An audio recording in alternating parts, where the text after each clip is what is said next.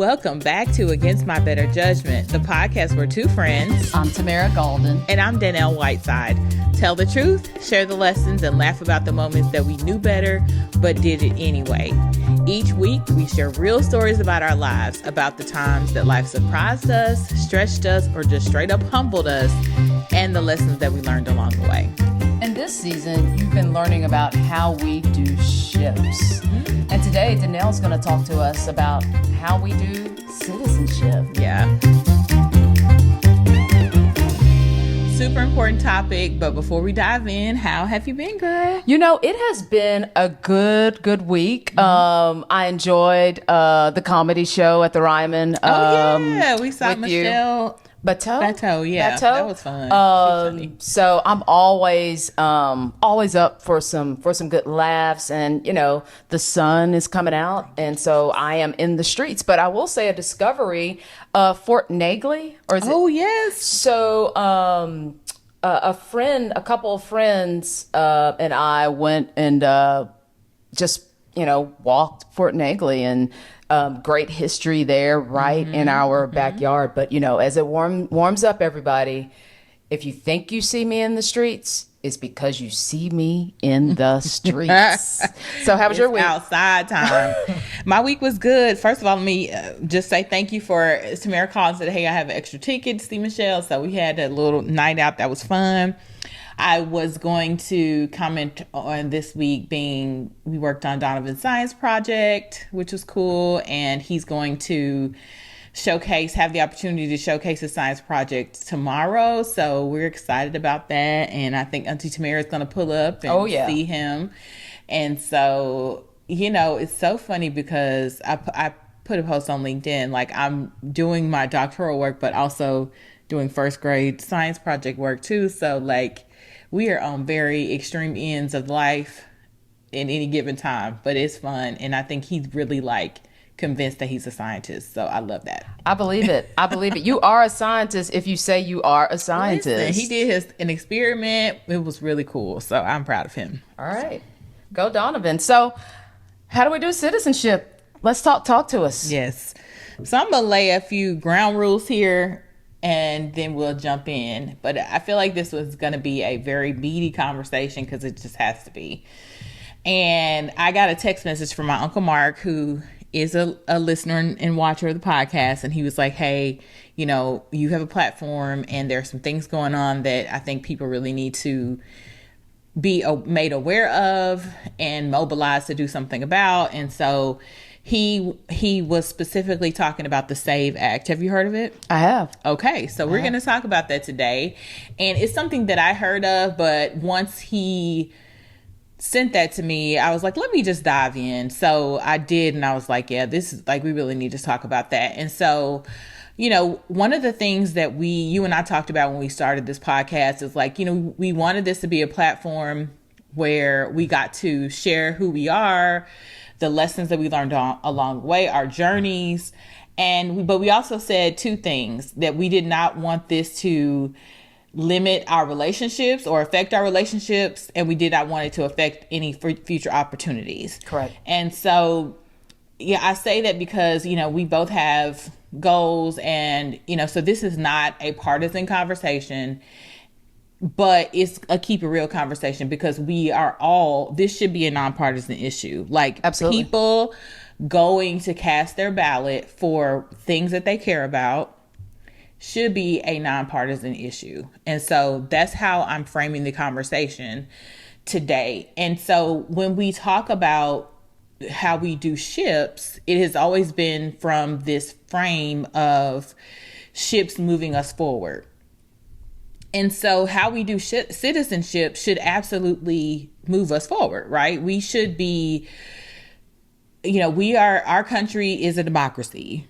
It is supposed to be, it's sort of, it's a republic as well. So it's a representative democracy, meaning that you and I don't have direct ability to put someone we want in office, but collectively we put our collective voice together and we determine who we want in office, or we determine who, how, a law that might be changed, or we determine, we use our collective voice to, that's a good explanation. Put our thoughts and opinions out and implement change.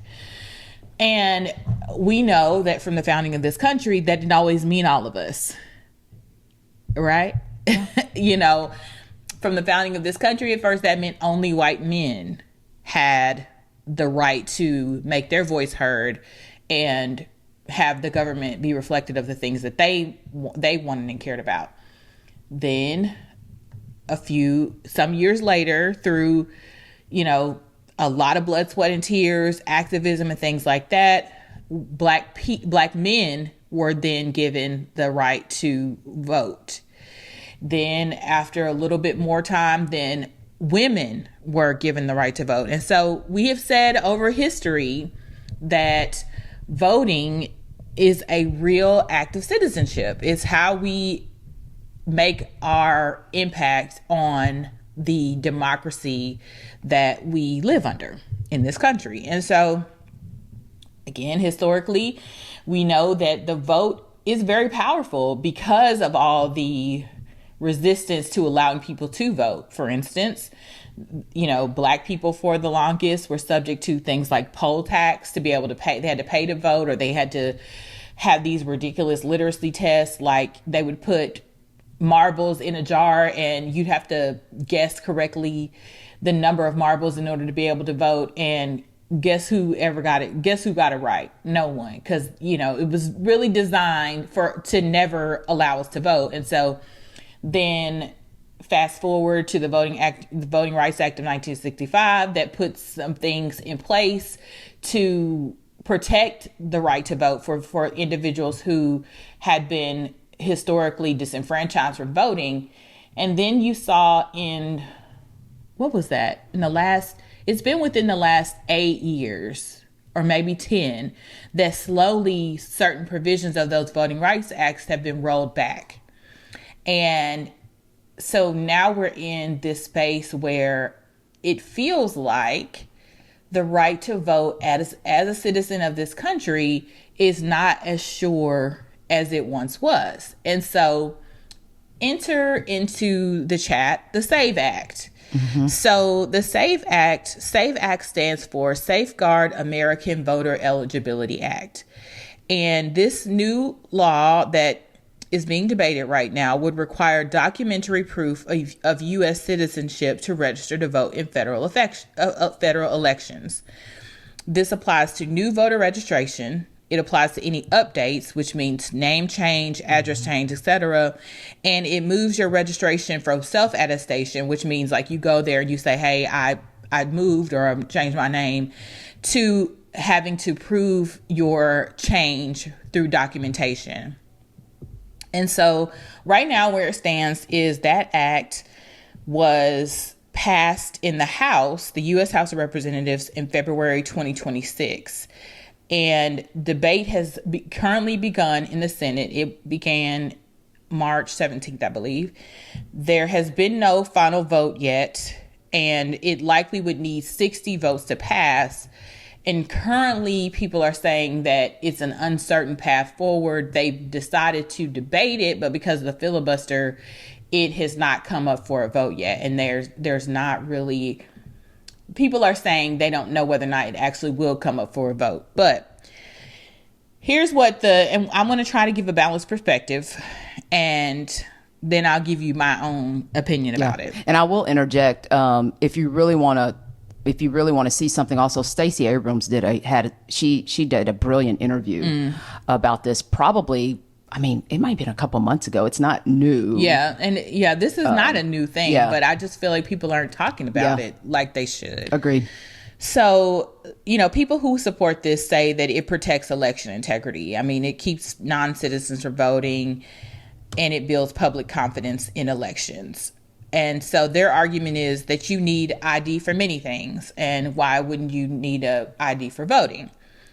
But critics say that it creates barriers for eligible voters because millions may lack easy access to their birth certificates, their passports. Number one, where's your birth certificate? Wow. I do know where mine is, but I get your point. Yes. So Yeah. I don't know. I mean, I know my mom has it, but say for instance, which is crazy because I'm grown. I Yeah. have been grown for a long time. But birth certificates are those things that, like, you know, your parents keep for you, and you hope they kept it. You hope they kept a good record and they had it in the safe place. I mean, even like now, I'll be like, hey, mom, I need my shot record. And she's digging through her stuff to find it. So my point is, that's not necessarily an easy, you know, oh yeah, you have your birth certificate, because some people just don't have one because they got lost in the sauce. And that's the thing. But I did learn something on this. To your point, this birth certificate thing, my mom kept our birth certificates. I finally just asked for mine. I'm like, just like you sending me home with all my old college stuff and my trophies, I want my birth certificate too. But she was just telling me that she was mailing my brother his birth certificate for something. So I do, to your point. But one thing I learned with that is if you go to any local health department, you can get a certified copy of your birth certificate. I did not know that. So, okay, well, that's good to know. A little information for you folks. Yeah. Then passports. I have a passport. You have a passport. But I know there are a lot of people who don't have one. And we just renewed our kids, Donovan and Shannon's, we just renewed their passports. It takes 6 to 8 weeks. You have to schedule an appointment. And sometimes these appointments are 6 to 8 weeks out because people, the demand for passports is high at this point. It is. So number one, it's not easy to get a passport. Number two, it's expensive. Yep. And the election's over by the time. Yeah, by the time you get it in the mail, the election has already passed. It's expensive. Just to renew my kids' passports, it cost us $100 each per child. And it cost us $100 processing fee at the post office. Like they had, because we took the post office took the picture, and then they have to pay to mail it off. So it cost us $300 to renew their passports. So I think it costs like $150 for adults. Yep. It's something around there, $125 or $150. They don't even last as long. Like it may be it's every 5 years. Okay. Yeah, adults last for 10 years. My point is, this is a barrier to voting. It has a disproportionate impact. Critics say this has a disproportionate impact on married women. This is true because your birth certificate and your license, so your license has to match your birth certificate. If you are married like me and I changed, I don't know how it would work with me because I didn't drop my last name, but it's not purely like I'm no longer Dannelle Felicia Walker. I'm Dannelle Felicia Walker Whiteside. And so that's a discrepancy. That can hold you up. Yeah. And so there are so many people for whom that would hurt their chances to be able to vote. And so, you know, there's this key tension between, really, when you look at the facts, there's very little evidence of people who are not citizens voting in this country. It would also outlaw mail-in ballots, which I know like the state of Colorado has, their whole system is a mail-in ballot system. And there's very little evidence in that state of voter fraud. There is real risk of eligible voters being excluded because like I show up with my driver's license, they're like, well, we need you to prove you need to have another form of ID, and they don't match. Then what are you going to do? You got to, how do you fix that? So the question is this a problem in search of a solution or a solution in search of a problem? And I think that if it is going to, the juice is not worth the squeeze. This is my opinion. Because if there are very little people who are not citizens voting, and now you're about to make it so hard for actual citizens to vote, it's not worth it. And actual citizens already aren't voting. I mean, it's incredible. It's not as if we have 100% turnout here, folks. Very good point. So, you know, and then the other thing I thought about is because I had 2 of my kids at home. So there's some people who have home births that they don't even go pursue birth certificates. So like it's a lot of people that can be left I didn't think about that one. Yeah. And so this really raises some questions like, should voting prioritize access or security or both? And what do you think about that? Well, I think if I had to pick one, I'd say access. If I had to be diplomatic about it, I'd say both. Because I think whenever access is the crux of voting, right? You have to have the opportunity to vote. You have to have the right to vote. So I'd definitely say access. Security, I would have more questions. Security for what? Like what is the threat? And to your point, the juice is not worth the squeeze. Really, I've always been one to say there's enough for everyone. So just my basic paradigm of there's enough for everyone to win here. I'd rather open up the doors and let someone who shouldn't be voting vote than to suppress one's vote. It's kind of like my thoughts about justice, because I've always felt just the history that I've learned primarily through my parents. I've always thought that a vote and justice, they are married in so many different ways. Yeah. And it's almost like you're innocent until proven guilty. So for me, the opportunity to vote is just that. I feel like for there to be justice, we should have a vote. So I'm more open to say, I'd rather let everybody vote and we figure it out. And frankly, what we're seeing, I don't know that we'd even have an issue then. I think we're creating this fear that is not real. And I don't know the stats to back it. So for me, I think access is key. And that's primarily because I put voting and justice right there as first cousins, if not mom and dad. Yeah. It's really unbelievable that, we sit in this time where it would seem as though, my grandfather in Pine Bluff, Arkansas was an activist in his community.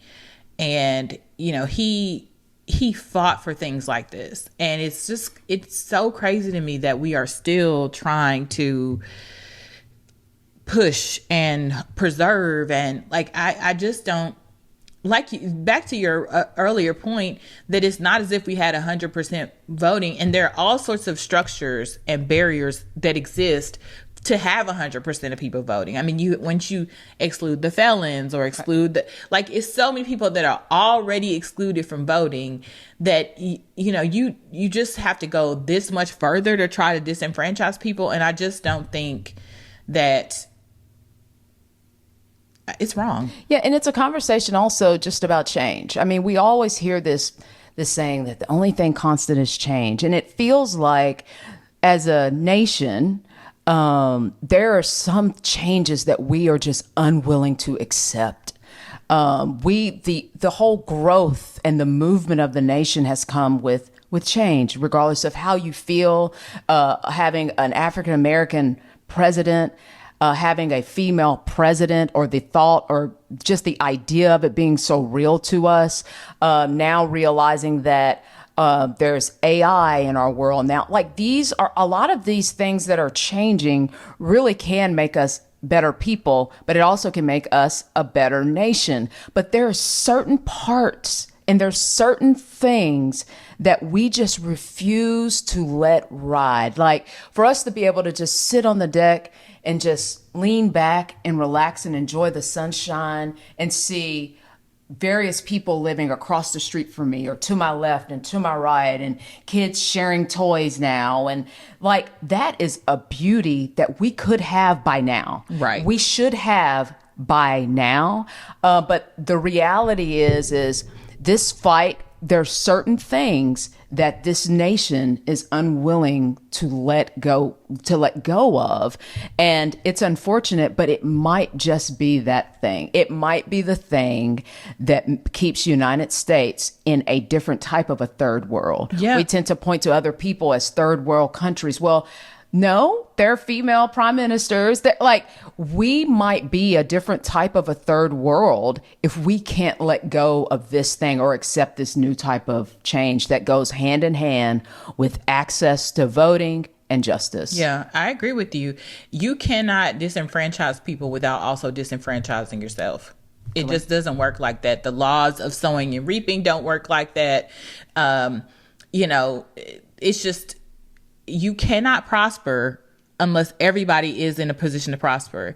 You cannot have your voice heard if everybody doesn't have their the ability for their voice to be heard. And I really wish that this stronghold could just fall off this country. Like, it just, we would be, if we supported thriving, we would all be thriving. We would. And it's just so, it's like you realize you're hurting yourself. Because what I do know is the pendulum swings both ways. It does, and it will. And it will. And at some point, and I hope it's in my lifetime, I pray it's in my children's lifetime, that, you know, that when it swings the back another way, that I really hope that it works out for you, because it don't seem like, as we know, it's just not gonna be good. Yeah. The knife cuts both ways. It does. And when you think about, and there's some pride to the difficult days that we've seen.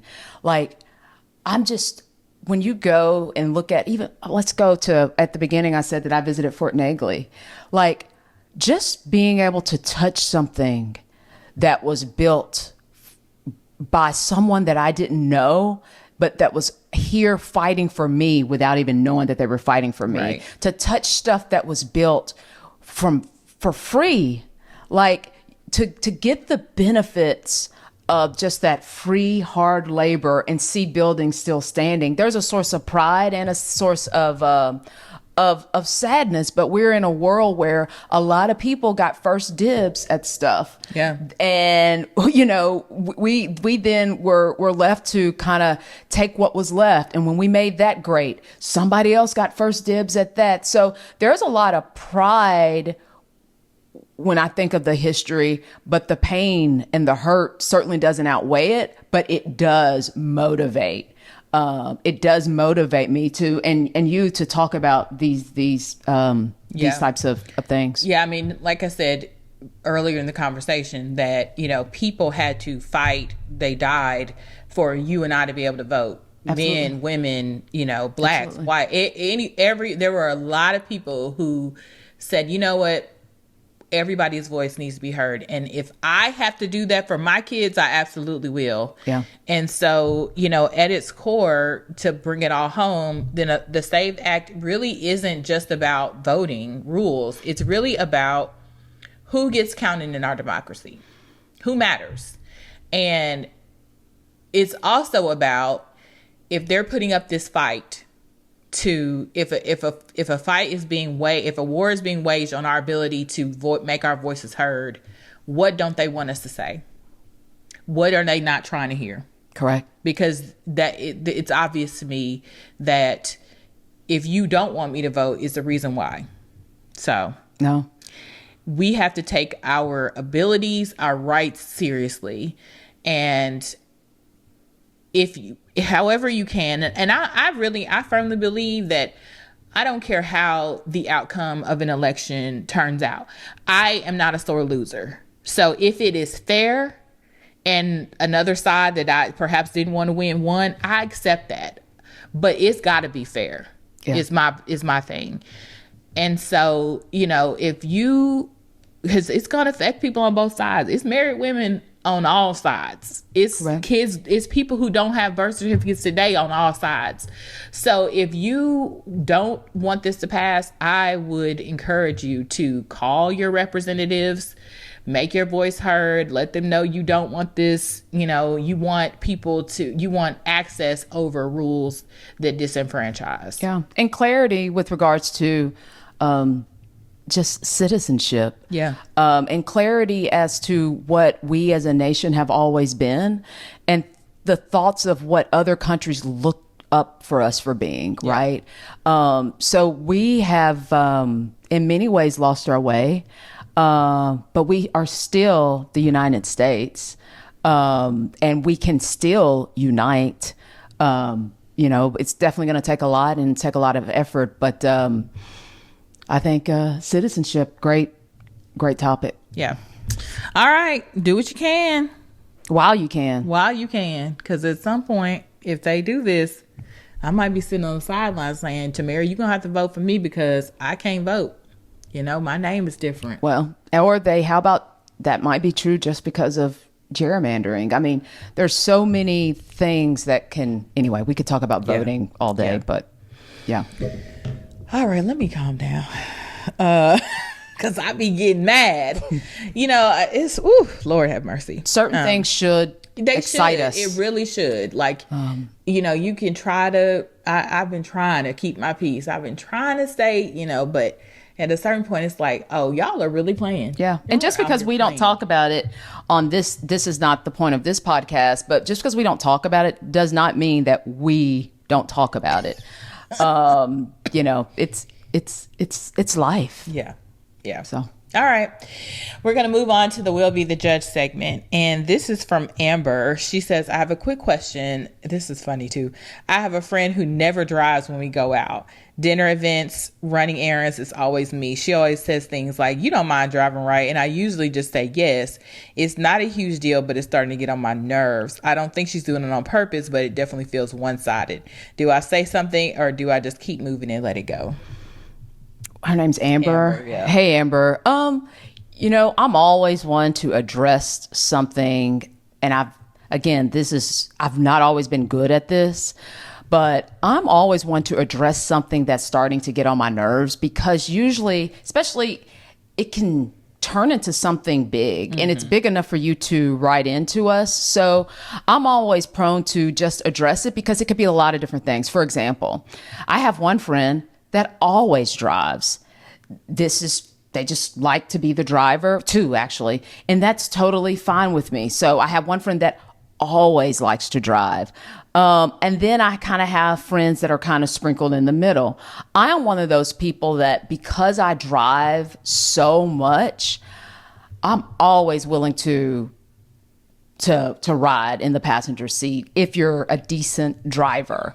So I live kind of far from a lot of my friends. So my whole thing a lot of times is, if I make it to you, my unspoken thought is that you're going to drive, just like because we ride together. Like if correct. you came to my house and ride with me, I would drive. Correct. Yeah. So that's kind of my unspoken thought. So the driving thing, unless there's something underlined with it, like if you think this friend's not driving and it's like some sort of imbalance, you know, decide whether that really needs to be addressed first, I guess, to see really what he thinks behind it. But it seems to be bothering you enough to just go ahead and have the conversation, or set up things to where you're not going to be the driver. Like, I gotta go get some gas. Girl, I'm on E, so we're gonna have to go get some gas. If you ride with me, have something, have a cooler in your front seat. I mean, figure out a way to, you can trick them into driving. So for one, gas is very high these days. You know, we're over there doing stuff in Iran, so you know, gas is up there. Yep. So I understand you being like, hey, look, we need to share a little bit of this load. So I think Tamara's right. Like, just say something like, hey, can you pick me up today? Cause I don't have a gas. I'm on E. Can you come pick me up?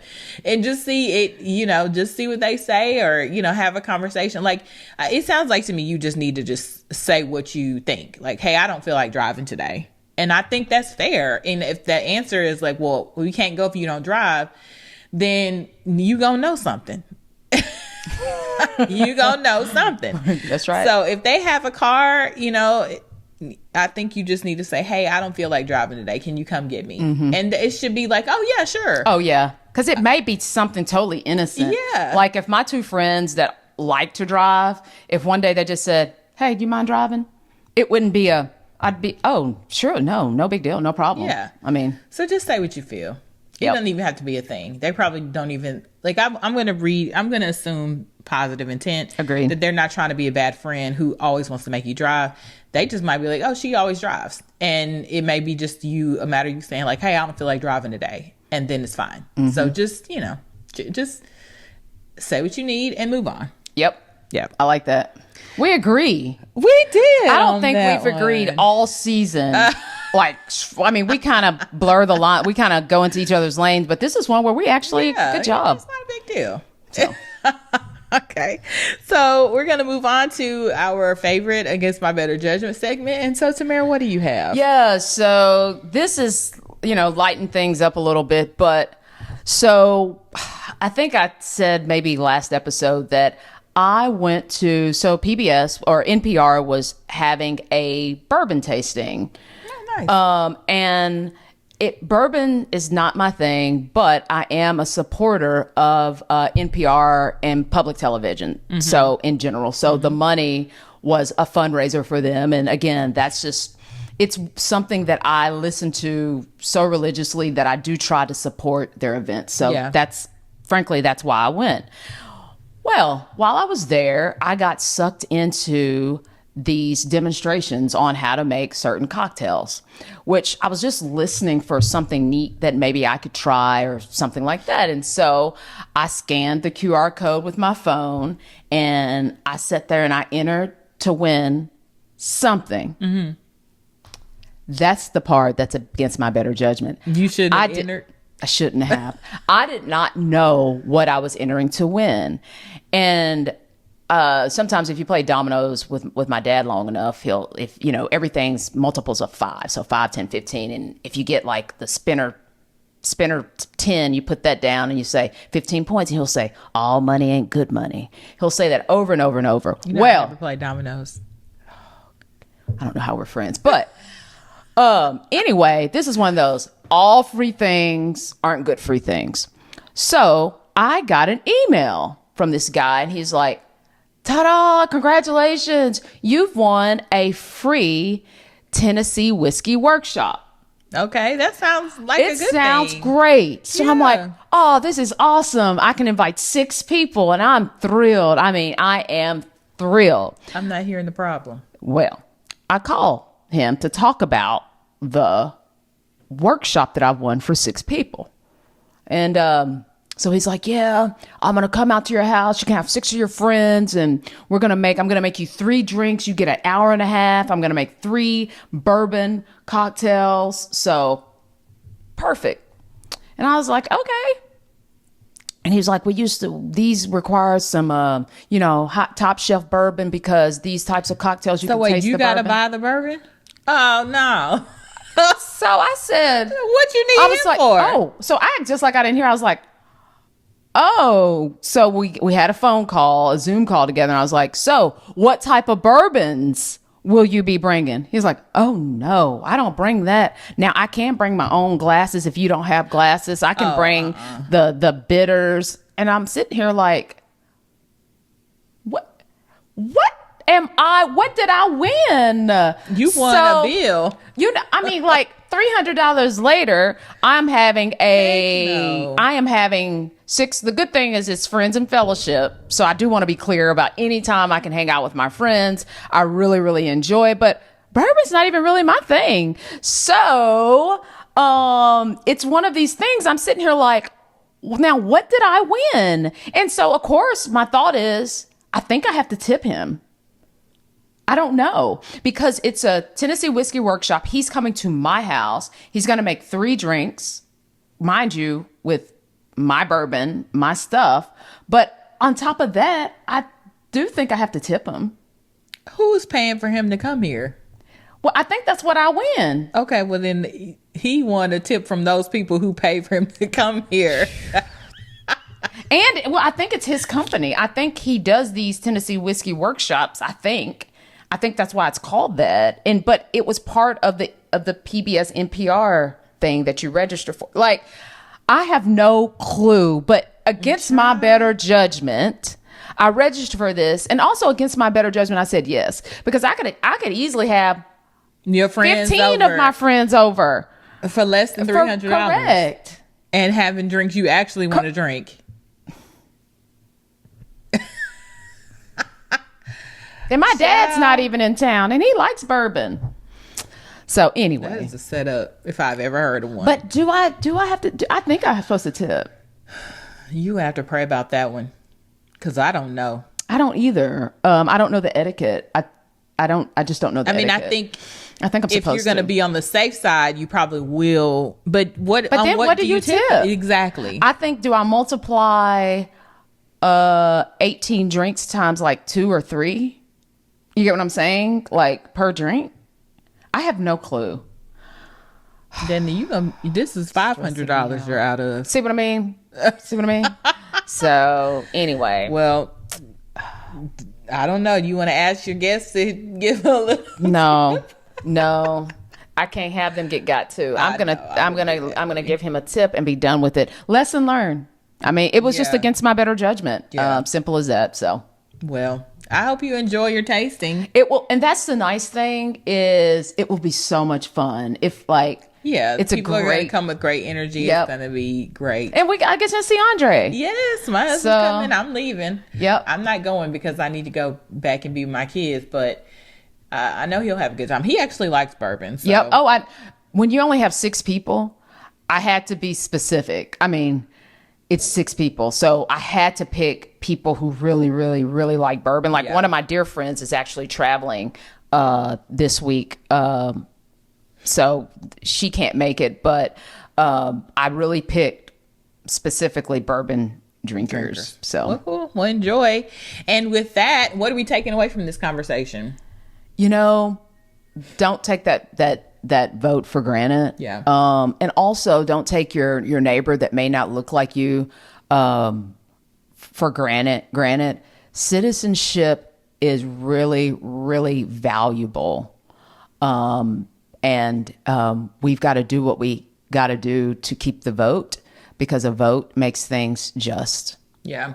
And I'll just say, we citizenship is valuable because we own something when we have it, which is our right to influence the direction of this country. And so with that right comes responsibility to use it, to exercise your opinion. And so, whether this passes or not, make sure that you are casting your vote in every election that you can, that you are being involved in the process in the best ways that you can. And don't ever take it for granted, because, if we look 200 years ago, there were people that looked like me and you who could not vote. And it's not a foregone conclusion that we'll always have it. We have to keep fighting for it and keep reminding people that it is something that we deserve and we have been granted the rights to. And so we need to hold on to it. So thanks for joining us. Please, if you have a question or comment, please hit us up at againstmybetterjudgmentpod@gmail.com or on Facebook or Instagram at againstmybetterjudgmentpod. Yeah, and don't forget to like us, send us some love, send us some comments, conversation. And if you're going to give us a star, give us 5 of them. So we appreciate your support, and we really, really appreciate all our friends for Against My Better Judgment. Make sure you vote too. Holla. All right.